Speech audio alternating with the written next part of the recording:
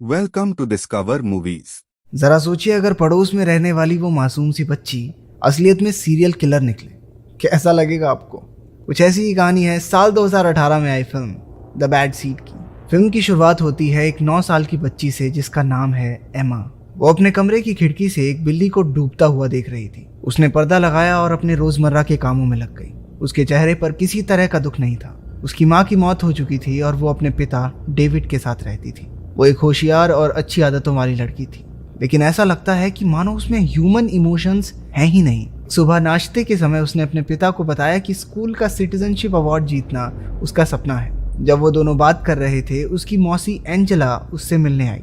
उसने डेविड को बताया कि वो एमा के लिए एक नई बेबी सिटर खोज चुकी है। पता चलता है कि एमा की पुरानी दाई एक अनोखी दुर्घटना का शिकार होकर मारी गई थी। उनकी बातचीत के दौरान एमा ने उन्हें बाहर फवारे में मरी हुई एक बिल्ली के बारे में बताया। डेविड ने उस बिल्ली को बाहर निकाला, लेकिन एमा के चेहरे पर दुख की कोई झलक नहीं थी। उस दिन स्कूल में एक कीड़े की वजह से क्लास में पढ़ रहे बच्चे डर गए। वो सभी उससे डरकर दूर हट रहे थे, लेकिन एमा ने बिना डरे एक ग्लास में उसे कैद करके खिड़की से बाहर उड़ा दिया। डेविड एमा की नई बेबी सिटर क्लोई का इंटरव्यू ले रहा था।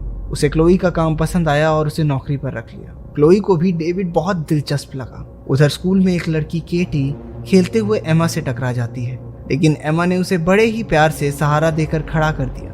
उसकी टीचर सब कुछ गौर से देख रही थी। ऐसा लगता है मानो एमा सिटीजनशिप अवार्ड जीतने के लिए दयालु दिखने की कोशिश कर रही है। हम देखते हैं कि रात के समय वो शीशे के सामने मुस्कुराने की प्रैक्टिस कर रही थी। अगले दिन अवार्ड दिया जाना था। डेविड ने उसे तैयार किया और गाड़ी में बैठाकर स्कूल ले आया। सभी बच्चे और उनके माता पिता दर्शकों में बैठे थे। उनकी टीचर ने घोषणा की कि माइलो नाम के एक बच्चे ने यह अवार्ड जीत लिया था। एमा बहुत निराश हो गई। जब डेविड ने उससे माइलो के जीतने के बारे में बात की तो एमा ने कहा कि उस अवार्ड की असल हकदार वो है और माइलो का इस पर कोई हक नहीं। लेकिन जब डेविड ने उसकी तरफ नाराजगी से देखा तो उसने माफी मांगी। कुछ देर बाद सबसे नजर चुराकर एमा माइलो को पास की एक चट्टान दिखाने ले गई। जब माइलो ने उसे वापस चलने के लिए कहा तो एमा उसकी तरफ बढ़ी और अचानक स्क्रीन काली हो गई। बाद में जब माइलो के माता पिता ने उससे पूछा कि क्या उसने माइलो को देखा है, वो झूठ कह देती है कि वो तो माइलो से काफी देर से नहीं मिली। तभी अचानक 2 लड़कियां मदद के लिए चिल्लाती हुई वहां आई। सब लोग भागकर वहां गए और देखा कि माइलो चट्टान से नीचे गिरकर नदी में डूब गया था। उसके पिता ने उसे बाहर निकाला और बचाने की कोशिश की, लेकिन वो तो कब का मर चुका था। अगले दिन नाश्ते के समय डेविड ने एमा से पूछा कि वो कैसा महसूस कर रही है, लेकिन वो इस बात को पूरी तरह अनदेखा कर देती है कि कल उसके एक दोस्त की मौत हुई थी। इस दौरान उसकी नई बेबी सिटर क्लोई उनके घर पहुंची। एमा ने क्लोई को उसके पिता के कमरे से उनकी कुछ दवाइयां चुराते हुए देख लिया। बाद में जब वो दोनों फिल्म देख रहे थे तो एमा ने उससे दवाइयों के बारे में पूछा। उसने वादा किया कि वो डेविड को कुछ नहीं बताएगी अगर क्लोई उसका कहा माने, और क्लोई को आइसक्रीम लाने के लिए कहा। क्लोई एमा को बिच कहकर बुलाती है, लेकिन फिर भी वैसा ही करती है जैसा उसने कहा था। अगले दिन माइलो को श्रद्धांजलि दी जानी थी। समारोह के बाद सब रो रहे थे, सिर्फ एमा को छोड़कर।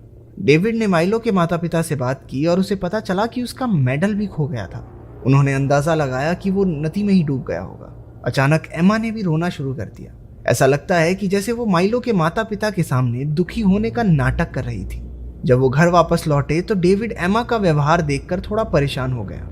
जब वो घर पर एमा के कपड़े तय कर रहा था तो हम देखते हैं कि माइलो का मेडल असल में उसी के बिस्तर के नीचे छिपा था। डेविड अवार्ड वाले दिन की तस्वीरें देखता है। उसने कई तस्वीरों में एमा को माइलो की तरफ घूरते हुए पाया। उसे शक था कि माइलो की मौत के साथ एमा का कुछ ना कुछ लेना देना जरूर है। बाद में उस दिन एमा की टीचर मिसेस एलिस और एक पुलिस अफसर माइलो की मौत के बारे में डेविड से बात करने आते हैं। मिसेस एलिस के अनुसार किसी ने एमा को माइलो की मौत से पहले चट्टान पर उसके साथ देखा था। एमा दरवाजे के पीछे से उनकी सारी बातचीत सुन रही थी।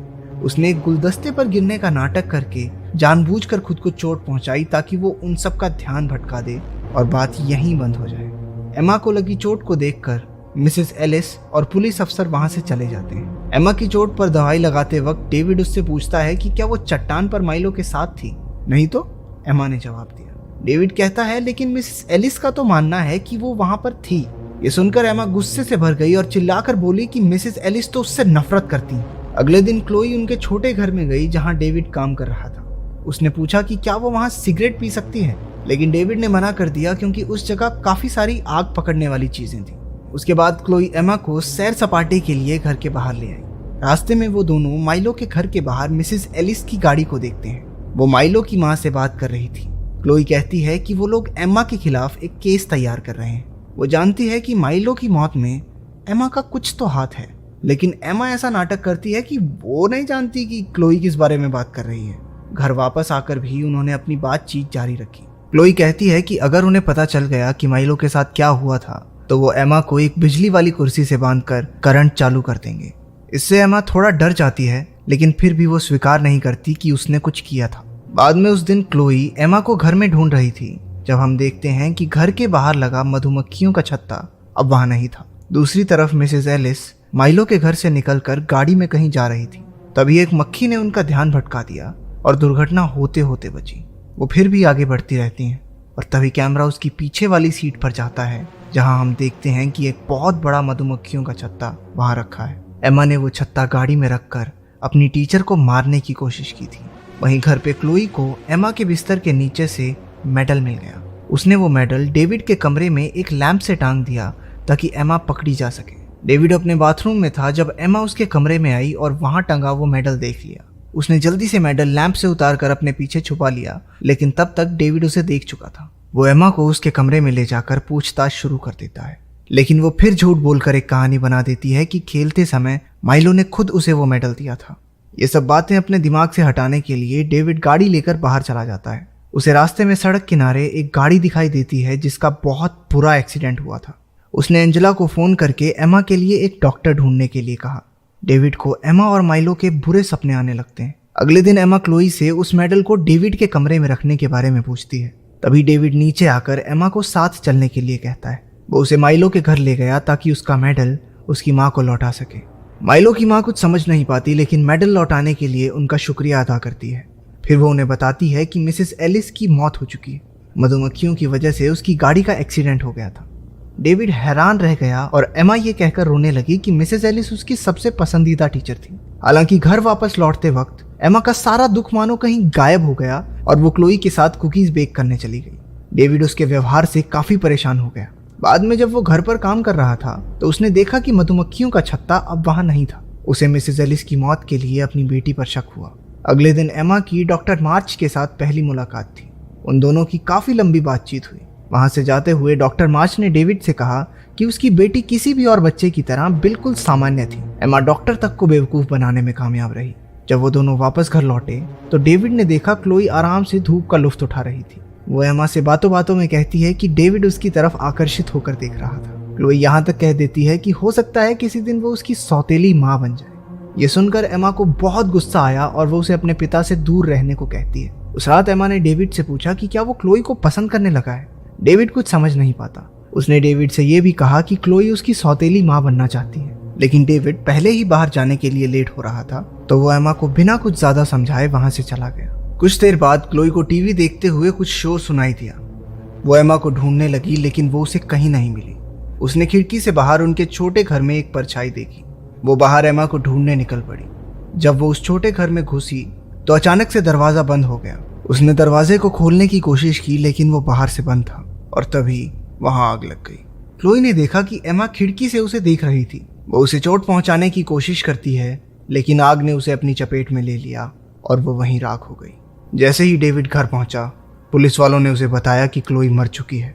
एम्मा को भी वहां से एक पुलिस ऑफिसर के घर ले जाया गया था। डेविड उसके पास पहुंचा और उसे गले से लगा लिया। उस रात वो एम्मा के कमरे में गया। वो उसके सामने बैठा और प्यार से उससे पूछा कि क्या उसने माइलो को चोट पहुंचाई थी।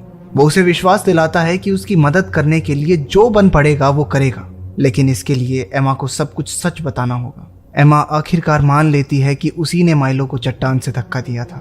वो बहाना बनाती है कि उसका मेडल लेने के लिए माइलो एम्मा की शिकायत करने वाला था। फिर बड़े ही आराम से कह देती है कि वो ऐसा दोबारा नहीं करेगी। डेविड अंदर तक हिल गया। फिर वो एम्मा से उसकी पिछली दाई मिस लेविया के बारे में पूछता है। वो बताती है कि उसी ने मिसेस लेविया को सीढ़ियों से धक्का दिया था क्योंकि वो उसका हाथ पकड़ रही थी। वो कहती है कि मिसेस लेविया को ध्यान रखना चाहिए था, उन्होंने बहुत जोर से मेरा हाथ पकड़ा। जैसे जैसे एम्मा बोलती गई उसका गुस्सा बढ़ता गया। वो डेविड को बताती है कि उसकी टीचर मिसेस एलिस और क्लोई को भी उसी ने मारा था। वो चिल्लाने लगी कि क्लोई उसकी सौतेली माँ बनने की कोशिश कर रही थी। डेविड को यकीन नहीं हो रहा था कि उसकी छोटी सी बेटी इतने भयानक अपराध कर सकती है। अगली सुबह एक पुलिस ऑफिसर ने डेविड को फोन करके बताया कि वो एमा से मिलना चाहते हैं, लेकिन डेविड बहाना बना देता है कि अभी वो बीमार है। वो क्लोई के साथ कुछ दिनों के लिए अपने एक दूसरे घर में चला गया। वहां पर उनके सिक्योरिटी गार्ड ने उनका स्वागत किया। शाम के समय पुलिस अफसर ने डेविड को फोन करके बताया कि वो आग जानबूझकर लगाई गई थी, लेकिन अभी वो ये नहीं जानते कि ये किया किसने। उसकी बेटी पकड़ी जाने वाली थी। ये सोचकर वो काफी परेशान हो गया। अगले दिन जब डेविड सो रहा था तो एमा उसके कमरे में आई और अपने पिता के माथे को चूमा। वो सभी खिड़कियां बंद करके गैस ऑन कर देती है ताकि अपने पिता को मार सके। वो बाहर जाकर झील के किनारे बैठी रही। गैस की तीखी सुगंध से डेविड की नींद खुली। उसने जल्दी से सभी खिड़कियां खोली और गैस को बंद कर दिया। उसने एमा को झील किनारे बैठा हुआ देखा और समझ गया कि उसी ने डेविड को मारने की कोशिश की थी। वो उसके पास पहुंचा और उससे पूछा कि आखिर उसने ऐसा क्यों किया। एमा जवाब देती है कि अगर डेविड को कुछ हो गया तो वो अपनी मौसी एंजेला के साथ रह सकेगी, जो असल में उसे पसंद करती है। डेविड ने उसका हाथ पकड़ा और उसे शांत करते हुए आराम से घर ले आया। हम देखते हैं कि डेविड ने कुछ दवाइयों को पीसा और कुछ देर बाद एमा के लिए एक कप हॉट चॉकलेट ले आया। वो दोनों साथ में हॉट चॉकलेट पीते हैं, जिसके बाद डेविड उसे बिस्तर में सुला देता है। पता चलता है कि डेविड ने एमा को बहुत सारी नींद की गोलियां उसके हॉट चॉकलेट में मिलाकर पिला दी थी। उस रात जब वो सो रहा था तो एमा उसके कमरे में दाखिल हुई। उसके हाथ में एक बंदूक थी जिसे उसने डेविड की तरफ तान रखा था। उसने गोली चलाई लेकिन किसी तरह निशाना चूक गया। गोली चलने की आवाज से डेविड की नींद खुली। वो एमा से पूछता है कि वो जिंदा कैसे है। उसने जवाब दिया कि उसने पहले ही दोनों कप्स को आपस में बदल दिया था। ये देखकर कि एमा उसका कत्ल करने वाली थी, डेविड उसके हाथ से बंदूक छीनने के लिए झपटा। एमा ने जल्दी से उसका फोन लेकर पुलिस को कॉल कर दिया और बाथरूम में जाकर छुप गई। डेविड उसे मारने की मंशा से उसकी ओर बढ़ा। एमा ने पुलिस वाले को बताया कि उसके पिता उसे मारने की कोशिश कर रहे हैं। डेविड ने बाथरूम का दरवाजा तोड़ दिया और एमा की तरफ बंदूक तान दी। गोली चलने की आवाज सुनकर घर का चौकीदार भी वहां आ गया और इससे पहले कि डेविड एमा को गोली मारता, सिक्योरिटी गार्ड ने बच्ची को बचाने के लिए डेविड को गोली मार दी। डेविड की मौके पर ही मौत हो गई। अगली सुबह उसकी मौसी एंजेला भी वहां पहुंच गई। वो एमा से कहती है कि शायद उसके पिता मानसिक तौर पर बीमार थे। ये सोचकर कि इस छोटी सी बच्ची पर कितना कुछ बीता है, उसकी मौसी उसे गले लगा लेती है। अचानक एमा के चेहरे के हाव भाव बदले और एक वहशी मुस्कान उसके चेहरे पर आ गई।